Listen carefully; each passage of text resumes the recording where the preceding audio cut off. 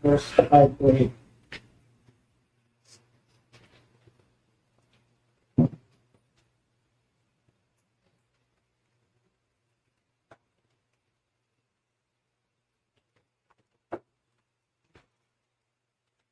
James 1, verse 5 to 8.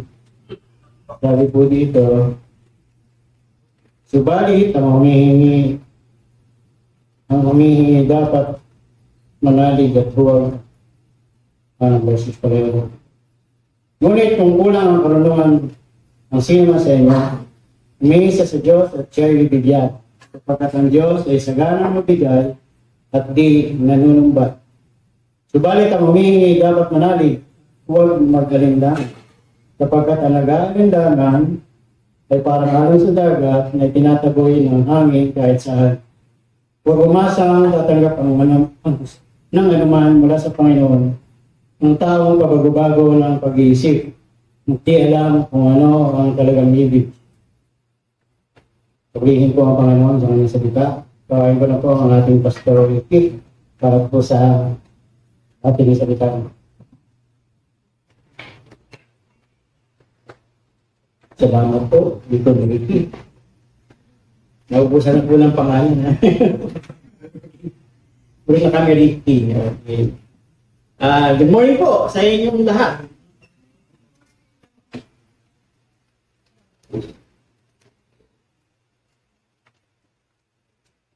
Ayaw, pakita ko mga alam ko yun.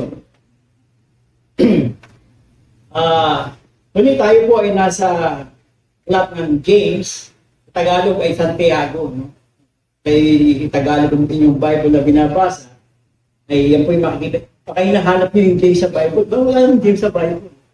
Yung Tagalog po, Santiago po ang Tagalog ng James. Yan. At ang tinanggit po itong Old Camel's Knees. Old Camel's Knees. Kung bakit, ayon po sa isang historian ng mga early church na si Eusebius,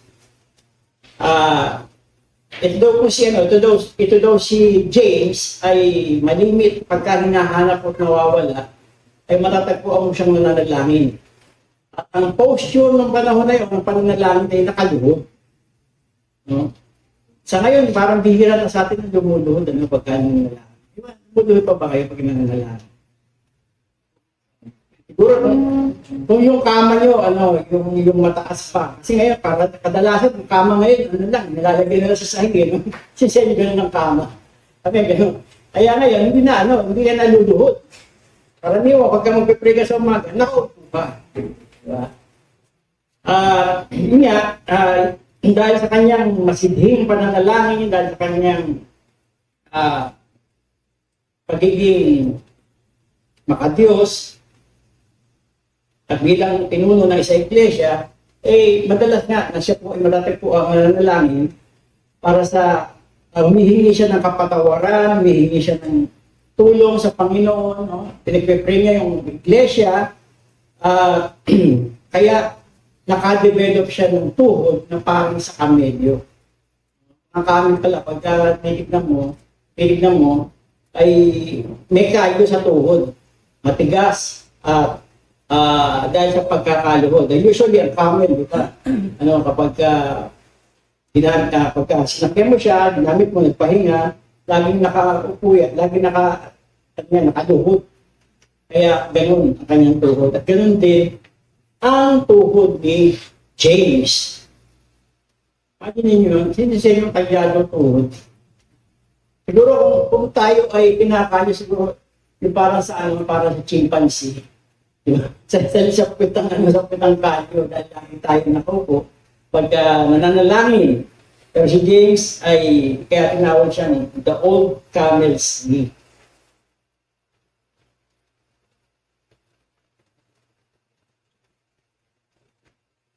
Pakinig sa kayo. In James chapter 1 verse 1, sabi, James, a servant of God and the Lord Jesus Christ, from the 12 tribes in the dispersion, greetings. So ito po itinalaki na ni Pastor Jen nung nakaraan. Pero ang nais ko po ipakita rito na si James ay yung sinulat niya itong aklat ng James, o yung aklat na kanyang letter, kanyang epistle, ay para doon sa mga unang Kristiyano. Dahil yung panahon na yan, ay ang unang mga naligtas yung yung mga Hudyo, di ba? Wala pang, kung meron man, pero hindi exclusive, hindi exclusive sa Jewish community. Pero karamihan, majority ng mga naligtas ng bugso ng Kristiyanidad ay ang mga Hudyo. Yung siguro ang Gentiles, dahil yan pa lang sa Jerusalem yan. Jerusalem ay siyempre yun ang capital ng Israel. At yan maraming mga Hudyo. At nung ang Panginoon ay tulisan at nagbilin, yung mga disipulo niya ay humayo, ay unang naabot, di ba? You shall receive power when the Holy Spirit comes upon you, and you shall be my witnesses. To Jerusalem, Judea, Samaria, and to the utmost part of the earth. So, ang unang naabot ay mga taga-Jerusalem, mga karamihan ay mga Hudyo. Pero sabi diyan, the 12 tribes in the dispersion. Pero dahil sa panahon na yon ay masidhi ang mga paghihirap at ang mga Hudyong Kristiyano ay pinipersecute. So nag-alisan sila sa Jerusalem, kanya-kanya sa sila napunta, no? Yung sulat na ginawa niya ay para dun sa mga Hudyo na yon na nagsialis sa Jerusalem, sa kanyang bayan, at nakipamayan sa ibang lugar.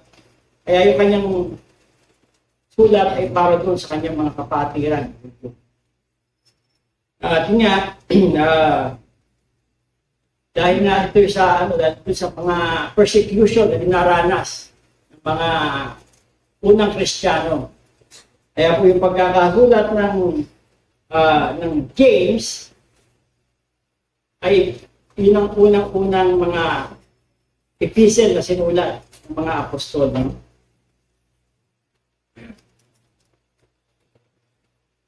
Well, the main thing of James, in-advise po rito ni Pastor Jet na basahin natin ahead of time. O di kaya, pag tinatalakay natin ito, maganda ito yung quiet time, ito yung Bible reading, no?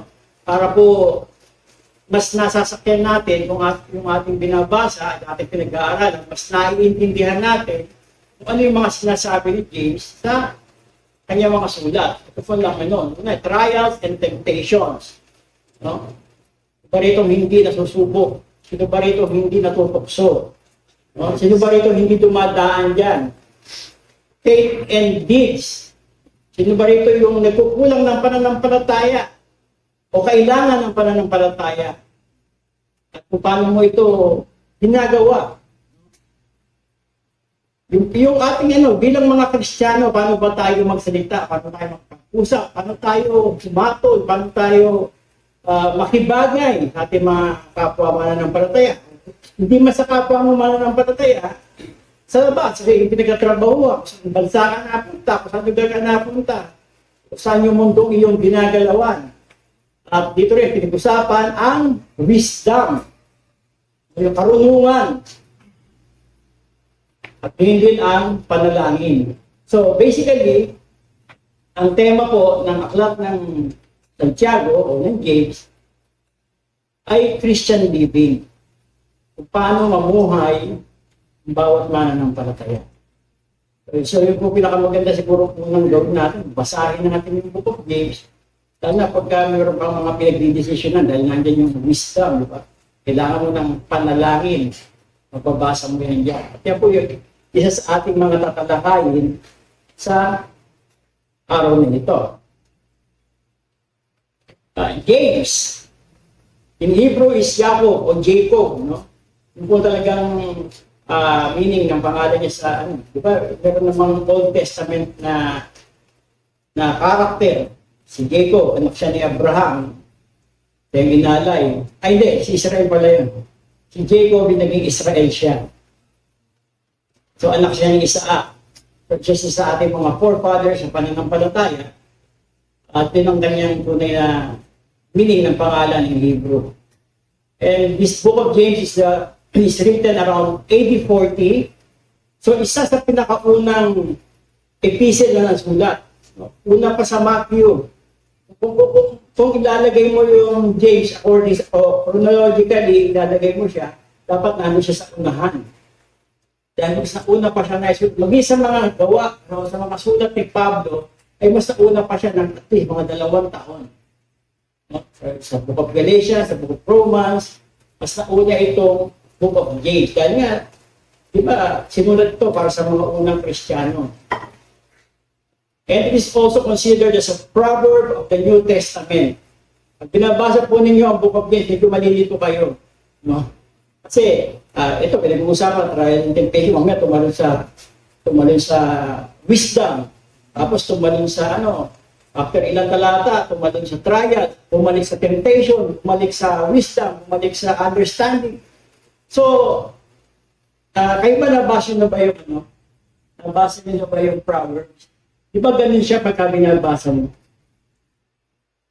Meron siya sinasabi patungkol sa paglilingkod, tapos maya-maya, mababago tungkol sa kaibigan, maya-maya, yung twisting niya, madalas, no? Kaya parang wala siyang structure. Kaya naman, ginawag ito ni Martin Luther na straw epistle. Ibig sabihin, parang walang laman. Tsaka isa pa, hindi niya naging paborito ito. Dahil si Martin Luther, isa po siyang paring Katoliko during that time at nabuksan ng kanyang isipan nung nabasa niya ang Book of Romans and the Book of Galatians. No, at nakita niya rin yung pagkakasunod-sunod ng narrative ni Apostol Pablo kung paano makakasumpong ng kaligtasan. Malinaw sa kanya. At nung nabasa niya itong James, parang nalito siya. At sinasabi niya dito, para bang sinasabi ni Pablo, ang tao ay naligtas sa pamamagitan ng biyaya ng Panginoong Yesus, di ba? Samantalang dito, parang ang dating sa kanya, para ka maligtas, kailangan mong gumawa. Parang kailangan may pananampalatayang may gawa. Samantalang siya, is faith alone.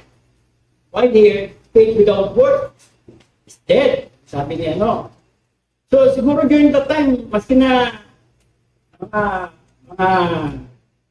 reliyosong tao na, ay nalilito pa rin sa pagbabasa ng Bible o sa sinasabi ito. Pero later on, na-realize din niya na ang sinasabi pala ni James, hindi naman pala sila nagko-contradict ni Pablo. Ang pinasabi rito ni James, ang pananampalataya mo, kung ikaw ay tunay na mananampalataya, kung ikaw ay tunay na Kristiyano at tumanggap ka sa Panginoon, makikita ito sa iyong mga gawa. Magdiresulta ito sa mabubuting gawa. Ang iyong mga ginagawa ay bunga ng iyong kaligtasan. Hindi ka gumagawa upang ikaw ay maligtas. Hindi ka nagpapakabait para ikaw maligtas. Hindi ka reliyoso. Dahil ito parang napaka-reliyoso ni James, di ba? Ino-observe pa rin niya yung mga kakutusan during that time. Pati yung, di ba nga, sila, mga nagpapatuloy pa rin yung mga sumunod na na Kristiyano, yung mga naligtas, Ino-observe pa rin nila yon. Kaya, actually, nung unang nabasa ito ni Martin Luther, nais niya ipatanggal sa canon. No? Parang walang inspirasyon dahil nga straw epistle tawag niya. Madaling masunog, madaling hindi ganun katatag yung narrative ng salvation. Pero later on, na-realize niya, so sa kanyang buong career bilang pare o bilang naging Kristiyanong pare, ay na-preach niya ito ng 5 beses. Sabi, nanambantayan na, bumiwala na siya, na-appreciate na niya yung Book of James. Siguro tayo rin, ma-appreciate din natin yung Book of James. Lagi natin binabasa at ating pinamumuhay. Kaya magtataka kayo kung bakit ang Book of James ay nasa bandang likuran ng ano, o bandang ilalim ng New Testament, along with the Hebrew, Jude, and Revelation. Kasi during that time, yung kanilang translate from Latin, translate na from Hebrew, translate sa Latin. So sila naglagay ng ano, kasama siguro si Martin Luther, naglagay ng division, no? At niya nilagay sa bandang ilalim dahil parang sa kanya, parang less inspirational. And again, sabi ko nga, na-realize din niya yung kahalagahan ng Epistle of James. So, James 5:16, the prayer of the righteous person has great power and it's working. So let's pray. Panginoon, samahan mo po kami sa umagang ito, sa aming pag-aaral. So, Panginoon, ang aming mga spiritual eyes, aming mga isipan, Panginoon, puwin mo po ang bawat sa Panginoon. Pahiran mo kami ng langis, Panginoon, sa pakikinig, sa akin na nagsasalita, at ang aming mga masasaksihan o aming maririnig, Panginoon, sa umagang ito ay ikaw ang mga katotohanan na sa iyo nagmumula, mga nais mo, Panginoon, na aming maipamuhay. Kagaya, Panginoon, ang topic namin ngayon na wisdom. At kami, Panginoon, ay nangailangan ito, tulungan po kami, nawa ito ay aming makamit sa mga oras na ito. Ang aming dalangin sa ngalan ni Jesus. Amen. So,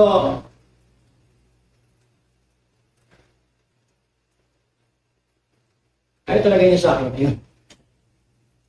So, sabi nga, prayer of the righteous man avails much. Powerful and effective. So, hindi po ito yung topic natin, yung prayer of wisdom. Nasasabi ko lang po rito, na sa kabuuan ng Book of James, makikita po natin itong mga prayers na ipinapayo ni James. No?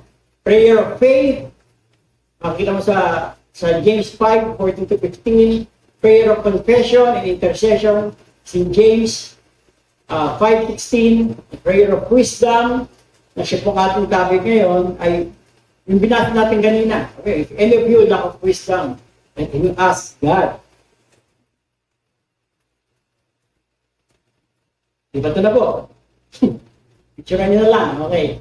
James 1:5, if any of you lack of wisdom, let him ask God, who gives generously to all without reproach, and it will be given him.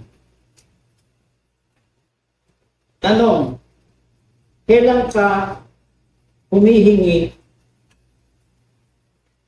ng katalinuhan? O kailan ka nagpe-pray for wisdom? O nagpe-pray ka ba for wisdom? So, ako naman, pagka meeting natin, o sa C3, narinig ko naman mga prayer po ng ating mga kapatid, o maging ako, minsan, nagsasalita na, humingi kami, Panginoon, ng karunungan mula sa iyo. Ask for wisdom, understanding, knowledge, yan po yung mga laman ng ating panalangin. Pero, talaga ba tayo humihingi ng katalinuhan? Kailan natin ito hinihingi? Especially sa mga estudyante natin. Pagka malapit na ang midterm, o yung mga graduate, upper exam, board exam, you ask for wisdom. Siguro, hindi mong panalangin mo, no? Pag pinag-isang sa Panginoon, dahil nga meron ka ng paparating na licensure, examination, magkukuha ka ng lisensya sa pagmamaneho ng e-bike. Kailangan ng katalinuhan, di ba? When choosing something or someone, meron kang pinipili. Pinipili ka ng trabaho, pinipili ka ng kurso na iyong kukuhanin, pinipili ka kung ikaw ay magre-resign o mananatili, o lilipat ka ba ng ibang kumpanya. Kailangan natin ng wisdom by that time, di ba? Pati paglipat mo ng bahay. No? Pag wala kang, hindi mo nahingi ang katalinuhan, minsan, it becomes a bad decision, no? Well, ako, hindi ko naman sinasabing bad decision na lumipat kami rito ng from Manila, lumipat kami ng probinsya.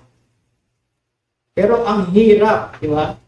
Lumipat ka mula sa maliit na bahay, lumipat ka sa malaking bahay, hindi mo alam, lalaki rin pala yung kuryente mo. Lalaki rin yung konsumo mo ng tubig. Diba? Laki yung mga bayarin. Kasi malaki yung bahay, maraming rooms, maraming bukas na ilaw, maraming bukas na electric fan. So, kailangan ng katalinuhan. Pati halimbawa, magpapa-second floor ka ng bahay. Ang dami mo i-consider. Baka magtataka ka, yung first floor ng bahay mo, 2,000 lang yung billing.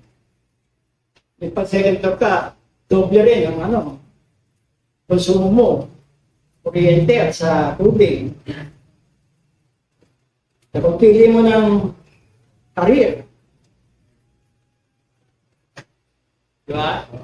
Yung iba nga natin, kaya tayo nag-aaral ng kursong ito kasi eventually, yun gusto natin maging career. Yung nursing ka, gusto mo pa sa nurse. Abogado ka, di ba? O sa pagpili mo ng love life, hindi ka man ito, di ba? Marami itong dito eh. Si Aida, si Dorna, o si Ted. O si Hendrix, si Leo, o si Ted.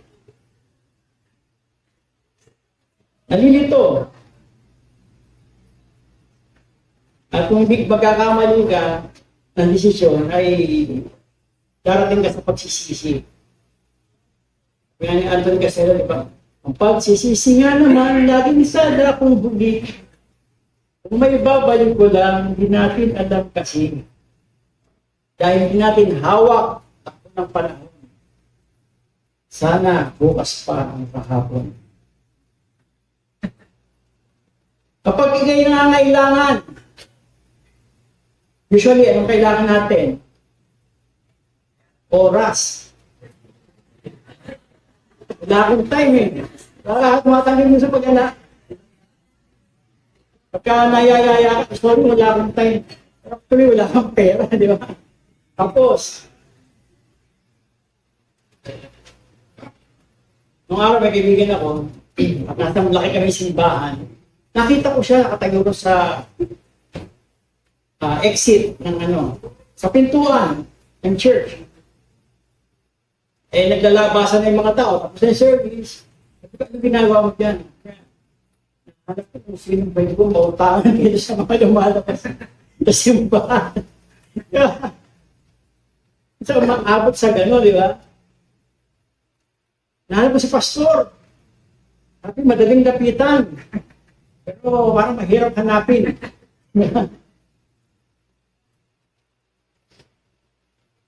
Kaya ang advice natin dito, ask for wisdom before trials and temptation comes. Bago ka pa dumating sa pangangailangan, bago ka pa mangailangan, bago ka pa magdesisyon o pag-isip, o bago ka pa mamroblema. Actually, ito pong text natin ngayon, ikartong ito nung pinreach ni Deacon Enzo no, patungkol sa mga trials and temptations o sa mga pagsubok dahil lumarating po talaga sa buhay natin yan. At yan, kailangan natin na matalinuhan. Next page. Consider it pure joy, my brothers and sisters, whenever you face trials of many kinds. Ba, yung pinage ni Enzo last time, Sabi, ituring mong katuwang, kaya ka kapag kayo lumaranas o humaharap. Kasi nyo, hinagay ko dyan yung salitang whenever, many kinds. Dahil po, ang trials ay dumarating spontaneously. whenever. Hindi mo alam kung kailan darating. Hindi nagpapaalam yan, darating at darating yan. No? Hindi kakatok sa pinto mo yan, dito ako pagsubok ako. O di kaya, sa Martes, hintayin mo. Darating ang pagsubok sa'yo. Hindi magsasabi yan, bigla-bigla darating. Many, numerous, hindi lang isa. Kababayad mo lang ng tubig. Ito naman ang cable. Tumaas ang gasolina. Sunod-sunod yung mga pagsubok na ganyan. Yung binabanggit ko, karaniwan na, expected mo na yan. Paano yung ibang problema na hindi mo alam, magkakasakit ka pala. Kala mo, sis lang, patumor na pala, di ba? Hindi mo inaasahan. And various kinds. Iba-iba. Iba-ibang level, iba-ibang klase, iba-ibang... Hala nyo kasi si Job, di ba? Yung story ni Job. Nung dumating sa kanya yung problema, meron taong dumating sa kanya, isa sa mga tao niya, lumapit, Job, yung mga anak mo, namatay. Ha? Hindi pa siya nakakahinga. Dumating yung isang tauhan niya, Job, ninakaw yung mga hayop. Hindi pa nakakapagsalita. Hindi pa nakakatapos ng salita. Dumating na naman yung isa. Job, yung mga tauhan mo, pinagpapatay. And lastly, pinubuhay siya ng katakot-takot na bukol sa katawan. Ang sakit. Sunod-sunod. All at the same time. Isang araw lang. Nalala ko tuloy yung yung dating border dun sa amin. Pangalan Nena. Uso nun yung singing telegram. Nabutan niyo ba yun? Nagkaroon ng, dati yung RCPA, nagkaroon ng promo na yung telegrama sa'yo, kakantahin. Anong tono gusto mo? Bawal, song. Sarah. Kaya, Diana, please stay by me. Diana. Inabutan si Nena. Inabutan siya ng singing telegram. Ito po yung sulat sa inyo. O, di ba uso ngayon yung kinakanta yung Katayin mo naman. Ayaw nung nagtitelegram kasi masama yung balita ano po bang gusto niyong tono? Kantahin. Yung kay Michael Jackson. Thriller. Dan dan dan dan dan. Nena! Nena! Patay ang tatay mo. Sunod ang bahay mo. Wala nang boyfriend mo. Sunod-sunod ang iba-iba ang problema. Many kinds. Dumarating sa isang panahon. Nakakatawa sa atin. Pero sa tunay dumaraan sa ganitong problema, ano mararamdaman mo kung ikaw ay sumapit sunod-sunod, marami, iba't ibang problema.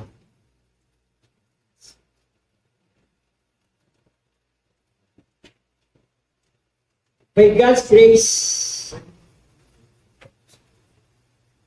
I have no kids confined in the hospital. I've been praying ever since na nag-asawa ko at nakakita ko ng mga kaopisina ko na dinadalaw namin sa hospital ng mga anak na dengue, na pulutong, na tigdas, di ba? Ito, Panginoon, ayokong may mga hospital sa amin. Hindi dahil sa aking kagaling. By God's grace, as I've said, wala na hospital sa mga anak ko. Siguro nila, mga anak. Pero wala na sa akin, wala na sa aking poder. Puro magandang panalangin natin. Kayo mga bagong magulang. Panalangin nyo na yan. Ngayon pa lang. Kasi talagang malaking pagsubok ako, inaalala ko talaga nun. Magkano may na-hospital, siyempre gastos, di ba? Magkano ang confinement. Hindi ka pa nga basta ikaw confine kapag ka wala kang pan-deposito. Pero ahead of time, pray for your kids. Pray for your loved ones. Naging prayer ko rin, nung nasa dating simbahan ko ako ay, tawag ito, parang C3 leader ng isang, tawag namin ito, kawan. Victory Group, parang Victory Group, gano'n. O sa atin, C3 Group. Legion Kawan, ang pinangalan namin doon sa aming samahan. Alam niyo ba, mga kasama ko, bilang matatanda, parang sa amin kami, lahat sila stroke victim. Ako lang ang normal. At sa limang may stroke, 2 ang senior, 3 ang tingkaw, ang tawag doon, 3 ang paralyzed. Talagang halata mong na-stroke.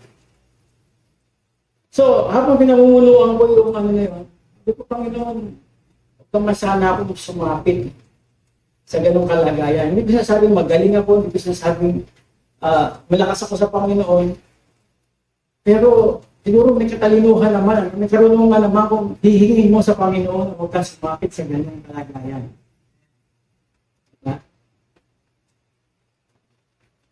Of course, marami sa atin, lalo na yung mga may edad, ang panalangin natin, huwag na sana tayo maging pahirap sa ating mga mahal sa buhay kung tayo'y lilisan naman sa mundo, bigla na lang. Doon may katalinuhan doon. Pero, sa akin, ibang panalangin ko. Ganun. Kasi naman, ayaw mong sapitin sana yung gano'n. Pero, on the other hand, tayo isip mo rin, pero mo, kung mamamatay ako ng walang alaala, may dementia ka, di ba? Hindi mo lang mamamatay ka. Okay na lang din siguro. Ang mahirap na kamatayan, yung nakita ko sa tatay ko, paisima, yung buhay ka, buo ang isip mo, gising ka, pero hindi ka humihinga. Talagang hihingin mo na, kunin ka na ng Panginoon. So, nasaksihan ko yung sa aming pamilya. Nahihingin mo yung, mabuti pa nga yung gano'n, yung may dementia ka, matay ka, hindi mo naiisip na mamamatay ka. Pero yung nawalan ka ng hininga, habang gising ka, buo ang isip mo. Ang hirap. So, sa mga ganong bagay, kailangan po natin ng karunungan. Pray for wisdom before we need it. So in James 1:5, if any of you lack of wisdom, let him ask God. It's hard to admit that we lack wisdom. Napakahirap aminin na pagka dumarating ang pagsubok, ang hinihingi natin sa Panginoon kagay ko pasagutan yung solusyon. Yung convenience sa atin. Pero ang advice dito, kung sino man sa inyo nagkukulang ng karunungan, humingi sa Panginoon.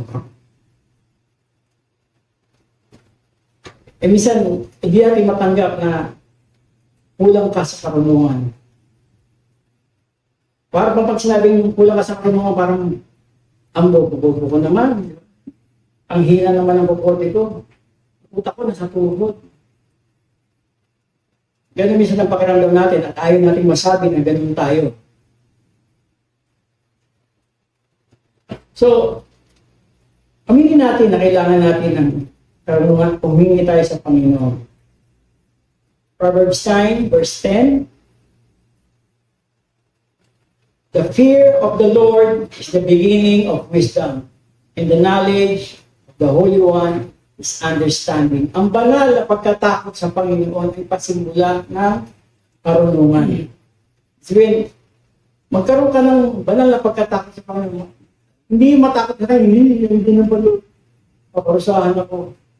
Kundi yung ayaw mo siyang masaktan, ayaw mo ma-offend ang Panginoon kung ang ginagawa mo. Ayaw mo siyang ma-dishonor. Yun po ang ibig sabihin ng fear of the Lord. Sa mga ginagawa mo ba, napaparangalan mo ba ang Panginoon dyan? Sa mga desisyon mo bang gagawin? Pag-resolve mo ba sa mga problema mo? Ang lahat ng bang yan ay nakakabigay ng kaluguran sa Diyos. At ang pagkakaalam sa banal ay pagkakaunawa. Pag nakilala mo ang Panginoon, magkakaroon ka ng pagkakaunawa kung sa Kanya, sa mga bagay-bagay na iyong pinagdaraanan. So, fear of the Lord is respect and awe. You don't want to offend Him, you just want to honor Him. So, ito minsan na napapagbalik-baliktad natin, ano? Yung knowledge, understanding, and wisdom. Paki-post na po. So, knowledge is the accumulated of information. Yung mga natutunan mo, nabasa mo, na ituro sa'yo, pumasok sa isip mo, marami yan. Alam, pagkapalabas ka ng libro, marami kang may in-store sa iyong isipan. Ang tawag yan ay knowledge. Understanding, you will be able to interpret what you have read or what you have heard. Ganun pala yun, naunawaan ko na. Of course, yung mga yun naman ay lalo na pagka binabasa mo yung Biblia, yung sa Panginoon, magkakaroon ka ng pagkakaunawa. Pero hindi natatapos doon.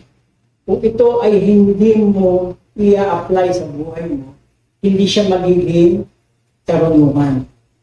So ang karunungan is the application of your knowledge and understanding. Alam mo, kailangan mo mag-pray. Hindi kayo pray, walang karunungan doon. Alam mo, kailangan mo magpatawad. Sinabi ng Bible, nabasa mo, naiintindihan mo naman, tama, dapat kayo magpatawad. Pero hindi kayo papatawad, walang karunungan doon. Alam mo, hindi ka dapat magkaroon ng bitterness sa buhay mo. Kung kanino man. Diba? Pero if you still have this bitterness, meron ka pa rin galit, meron ka pa rin sama ng loob na hindi mo isusuko, walang wisdom. Walang karunungan doon. Hanggang di mo ginagawa ang sinabi ng Panginoon. Whether ito yung nabasa o narinig at naunawaan, hindi siya magiging karunungan. Isang awitin, ewan ko, alam ang karamihan, yung when answers aren't enough, matatanda na lang siguro nakakalim. Ako na lang yata. Sabi ito sa isang talata niya, and just when you thought that you had it all together, you knew every verse to get him through. But this time all the sorrows broke more than just your heart. And reciting all those verses just won't do. Nasabi dito na marami kang alam na Bible verse. Alam mo kung paano abutin ng Panginoon sa pamamagitan ng mga salitang yan. Pero dumarating ang pagkakataon na hindi mo may apply. Lalo pagka dumarating ang mga pagsubok. Pero you thought that you have it all together. Alam mo na nasa na ang lahat. Kaya mong abutin ng Panginoon sa mga simpleng dalangin, ikuut mo sa Kanya yung mga pangako niya. Pero bakit minsan hindi mo magawa? Pero sabi dito, when answers aren't enough, there is Jesus. Kung sagot ay hindi sapat, naroon si Jesus. Minsan yung mga verses na pinakabis natin, hindi na natin kailangan. Hindi ko sinasabing hindi mo kailangan. Kailangan mo para sa iyong karunungan. No? Pero mas kailangan mo ang Panginoong Jesus. Sa mga panahon na hindi mo na matambit yung iyong mga kaalaman, yung mga na-store sa isip mo, yung mga understanding mo. Okay, He's more than just an answer to your prayer. Siya higit pa sa lahat ng iyong panalangin. And your heart will find a safe and peaceful refuge when answers aren't enough. He is there. Hinihintay ka lang ng Panginoon. Yun ay isang karunungan at dapat mong malaman. Na hinihintay ka lang ng Panginoon na lumapit sa Kanya. Magsabi, manalangin, at aminin na kulang ka sa karunungan. 1 Corinthians 3:13. 3:19, I'm sorry. For the wisdom of this world is folly with God. For it is written, He catches the wise in their craftiness. And again, the Lord knows the thoughts of the wise, that they are all futile. Ang karunungan sa mundong ito ay kamangmangan sa Diyos. Sa isip natin, magaling tayo, alam natin, desisyon, sarili natin, base sa ating karunungan, sa ating kaalaman. No? Di ba, merong nabi ni Ate Ami na life verse niya, Proverbs 3:5 and 6. In all your ways, acknowledge Him, and He shall direct your path.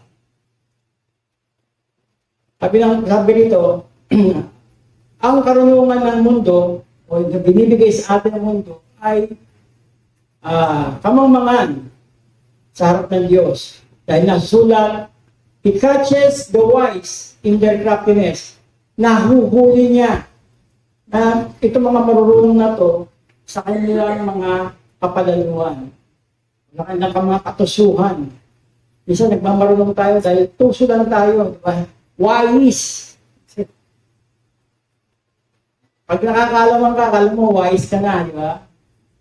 Di ba, may mga kasabi ng harap, ang palalamang sa kapwa ay gawain iba-iba. Pinakadalasan.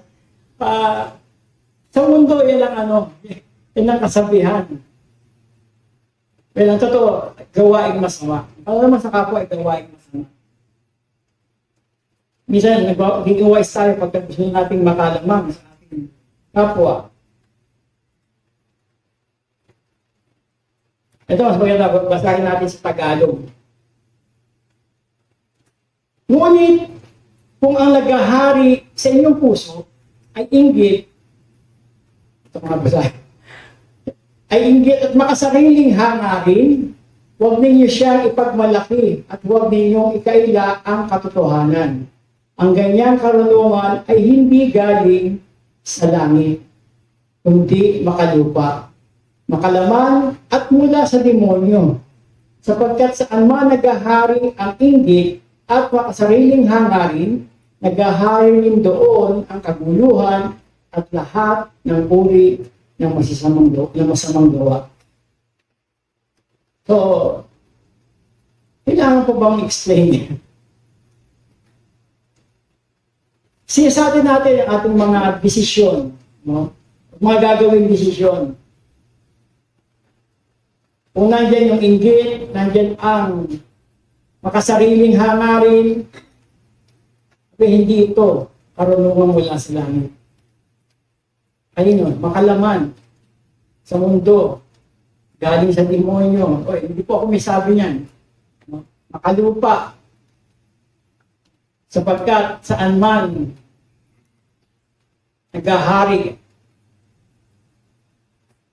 ang kasamaan, kaguluhan. Next. Ngunit ang karunungan mula sa langit, ito naman heavenly wisdom, dahil na yung earthly wisdom.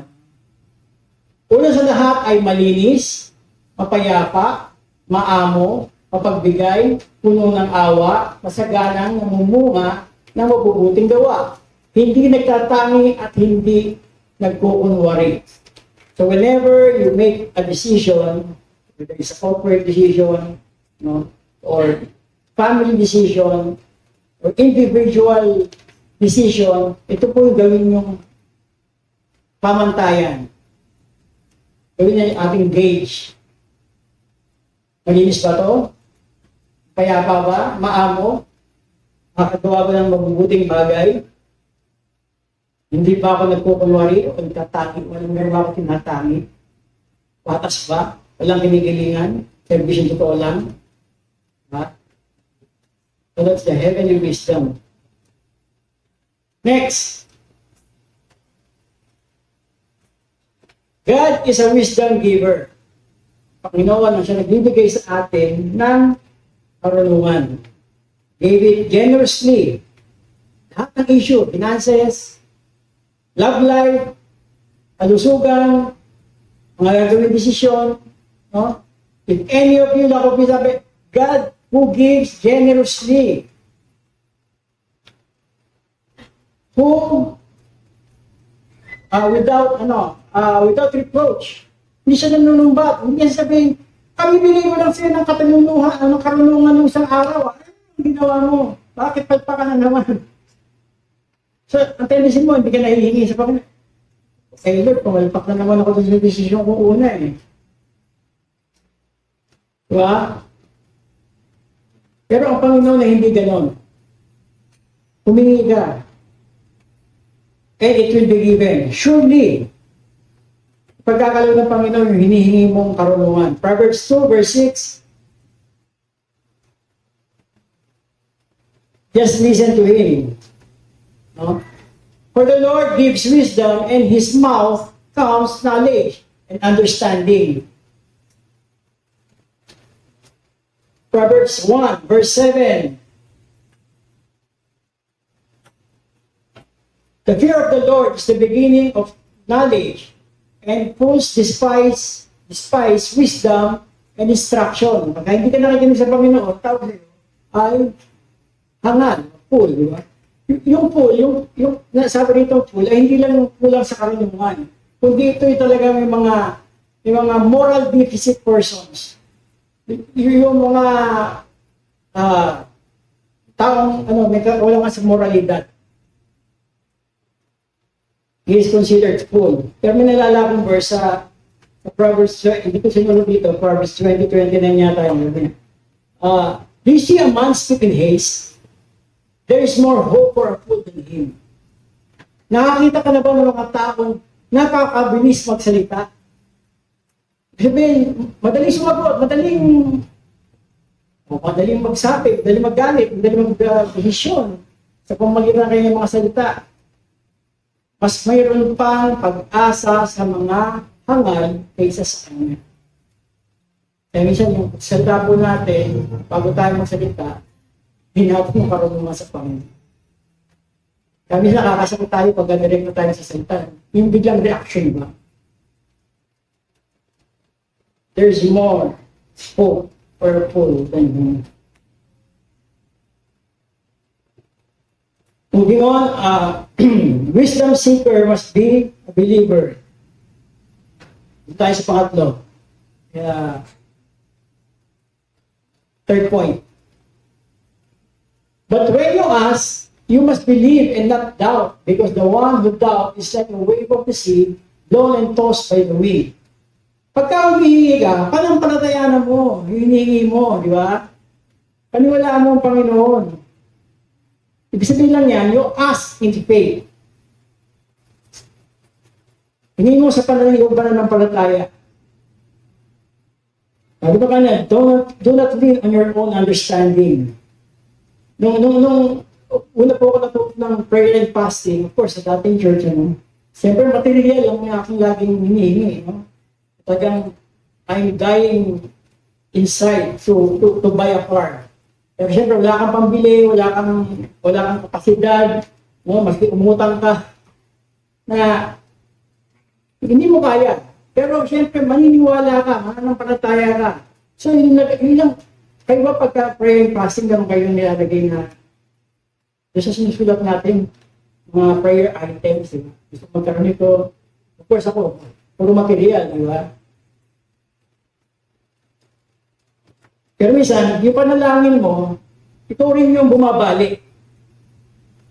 Gusto ko ng kotse ganito. Gusto ko yung 1.6, yung kanyang capacity, 6-seaters, 7-seaters. So lahat ng specification ano sa isip mo. Pero isang babaliin mo, Panginoon, huwag na lang yun. Kasi hindi ko kaya yun eh. Hindi kaya, Panginoon, sige, huwag na lang. Kasi parang luxury lang naman eh. Yung mga heart desires mo, minsan, alam mo, ma-grant ng Panginoon, pero ikaw mismo ang sumasabotahe sa sarili ng panalangin. Huwag na lang, Panginoon, kasi wala naman akong trabaho, hindi pa ako nabuti.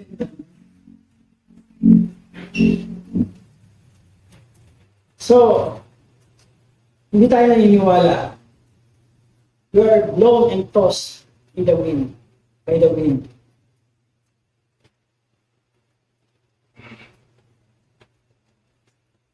Bagay yun, ano lang yun, material yun. Pero paano na kung ito ay patungkol sa mga mahal mo sa buhay na may karamdaman? Na napaka-imposibleng gumaling. Nahatulan na ng doktor, na terminal na yung kanyang kaso.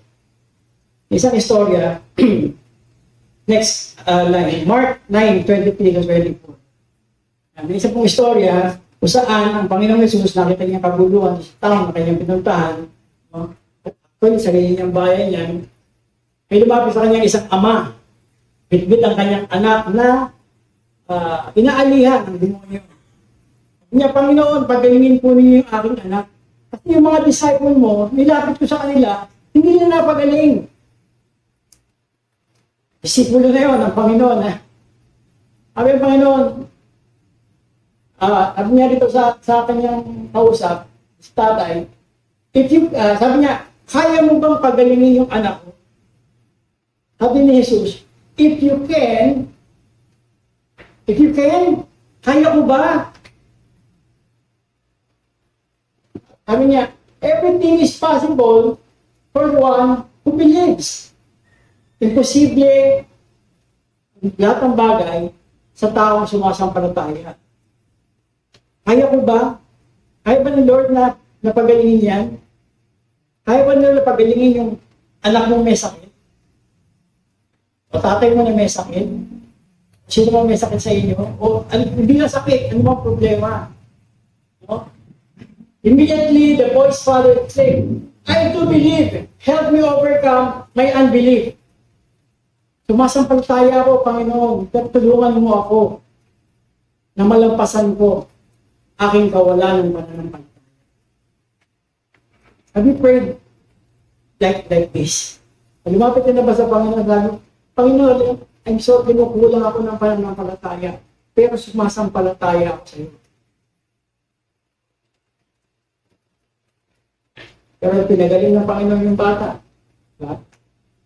Next page. So sabi ng mga disipulo niya, Panginoon, bakit kita namin napagaling?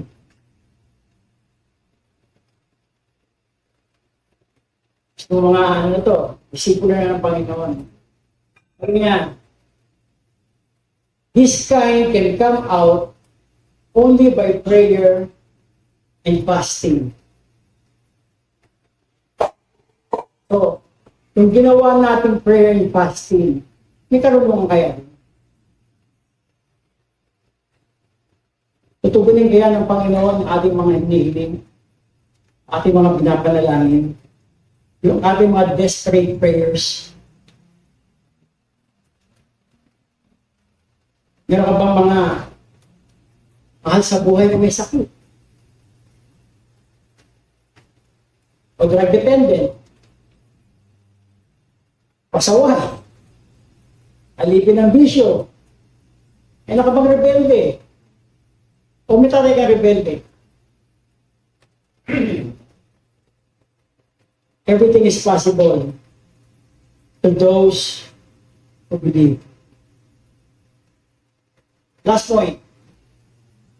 A compromiser cannot be a wisdom receiver. So, who are these compromisers?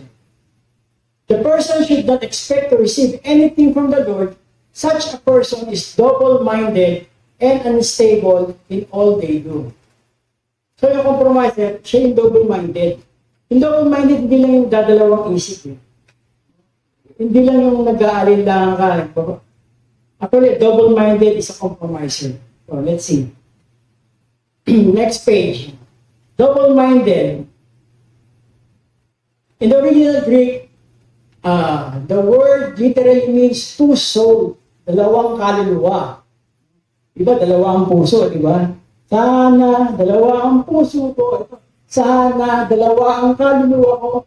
Referring to someone torn between faith and doubt or divided in their loyalty to God and the world. So, dalawa yung kanyang kaluluwa. Isa gusto pumunta ng langit. Isa gusto manatili sa mundo. Nalala niyo yung kwento ko ng last time? Yung asawa ni Lot, niligtas sila ng Panginoon. Lumingon siya kasi naiwan niya yung Tupperware niya. Dalawang isip niya, sasama ba siya kung papaiwan ba ako? Ganun yung two-soul person. Double-minded. Unstable in this ways.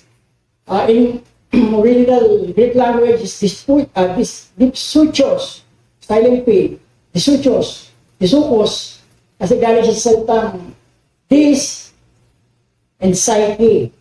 This psyche, di suko ang buhay. Yung paliwanag nun. Ano yan? Theology. Psyche. Hindi kasi gusto ko ang buhay. Kaya nagdo-double-minded. Kaya siya ay nagko-compromise. Torn between two faith. Proverbs 3 verse 7. Do not be wise in your own eyes. Fear the Lord and shun evil. Huwag ka maging matalino, marunong sa sarili mong paningin. Kailangan pa rin natin ang takot sa Panginoon. Ito matawag dito yung mga nagdudulong-dulungan, nagmamarunong. There are Christians who know how to answer in Christian ways.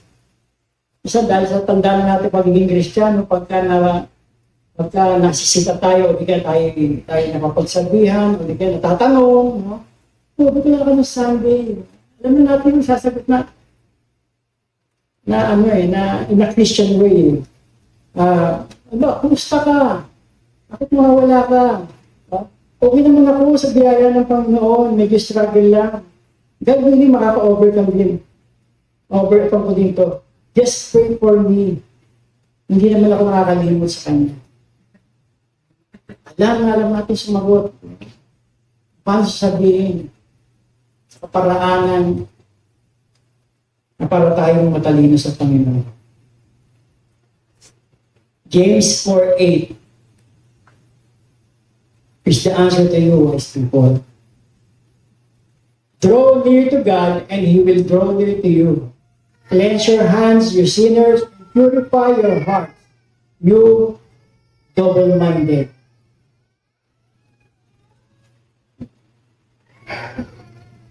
In closing, apat na points na ginawa natin. Be a wisdom seeker. Aminin natin, kailangan natin ng karunungan. And God is the wisdom giver. Kilalanin natin ang Panginoon. Siya pinagmumula ng karunungan, hindi yung ating mga sarili. Wisdom seeker must be a believer. Panampalatayanan natin siya. Ask in faith. Panampalataya tayo every time na humingi tayo sa Panginoon. A compromiser cannot be a wisdom receiver. Where's your allegiance? As ng iyong katapatan sa Panginoon. As ng iyong loyalty. Kasi kailanman, hindi ka tanggap na katugunan o ng karunungan sa Panginoon kung ikaw ay walang katapatan, walang loyalty. In 1862, James died. Binanggit ko kanina. Ulit ko namatay si James in 1862. At siya ay, nung sila sabihan na i-renounce mo ang pananampalataya mo sa Panginoon. At hindi niya na-renounce, hinulog siya mula sa pinakira ng templo. Sa itaas ng templo, hinulog siya. Pero hindi yun ang kanyang pinamatay. So, ginawa, pinagbabato pa siya. Habang binabato siya, patuloy siyang nananalangin, nakaluhod. Kaya kinalo yung kanyang tuhod. Pinapanalangin niyang patawarin ang mga taong ito na at makakilala nawa sa Panginoon. Ang kanyang mga oppressors, ang kanyang mga persecutors. Pero hindi pa rin siya namatay doon. Kanya tayo namatay, binalo pa siya ng club sa ulo. Lahat ng turi ng pagpatay sa kanya. Parang kulang sa karunungan ng mga taong gumawa ng ganun. Ito ay nakarunungan na kay James. Sa halip, tingin niya, ang pag-uusga, ang paghahato sa mga tao ito, ang karunungan binigay sa kanya ng Panginoon ay ipanalangin yung mga taong nag-o-oppress sa kanya. Lumalangin po tayo. Panginoon, marami pong salamat sa karunungan ibinahagi mo po sa amin. At dumarating ang pagkakataon, Panginoon, na kailangan po namin ang karunungan ito. Inaamin namin na kami madalas ay kulang sa karunungan sa aming mga decision making, sa aming mga ginagawa, sa aming pamilya, sa aming trabaho, sa aming iglesia, sa aming pagpipili, sa aming mga desisyon, Panginoon, para sa aming buhay. Kaya mong kilalanin ka namin, Panginoon, bilang siyang may akda ng aming buhay. At ikilala po namin, Panginoon, na ang karunungan ay sa'yo nagmumula. At hinihingi namin ito na may pananampalataya. Tulungan mo kami, Panginoon. Inaamin po namin na kami kulang sa pananampalataya o walang pananampalataya. Help us in our unbelief. Help us to overcome our unbelief. At magkaroon kami ng katapatan, Panginoon, sa iyo, ng allegiance. Na hindi kami maging double-minded soul, person, na ang isa ay nais namin pumunta sa langit. Pero hindi namin maiwan ang mundong ito. Sa lahat ng ito, Panginoon, patawarin mo kami. Tulungan mo kami. Turuan mo kami, Panginoon. Kung meron man po sa atin dito, habang tayo po ay patuloy na nakayukot, na nanalangin,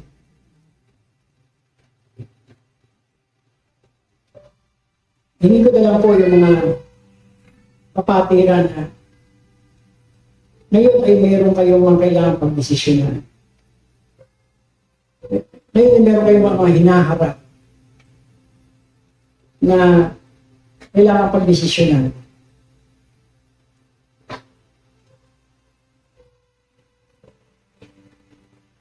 Masamahan ko po kayong manalangin. Sundan po ninyo ako, Panginoon, tulungan mo po ako. Kailangan ko po ng katalinuhan para sa aking, banggitin po ninyo kung ano po ang sa inyo kailangan ng katalinuhan ng Panginoon. Para sa aking anak na may karamdaman, o asawa, o kapatid, para sa aking pinagdaraanan, problema. Come on, banggitin po ninyo sa Panginoon. Well, it doesn't have to be heard by your seatmates. Pero sa inyo po mga sarili, hilingin po ninyo sa Panginoon. Buti na kailangan yung karunungan para dito. Tulungan mo ako, Panginoon, Bigyan mo ko ng karunungan paano ko makikitungo sa aking mga katrabaho, sa aking mga kapitbahay, maging sa sarili kong pamilya, sa aking mga kasama sa bahay, sa aking mga tauhan,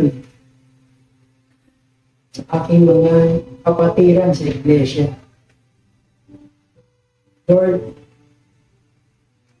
God, we need your wisdom para sa lahat ng ito na aming dinaranas sa po yan. Maasa po kami, Panginoon, without a doubt,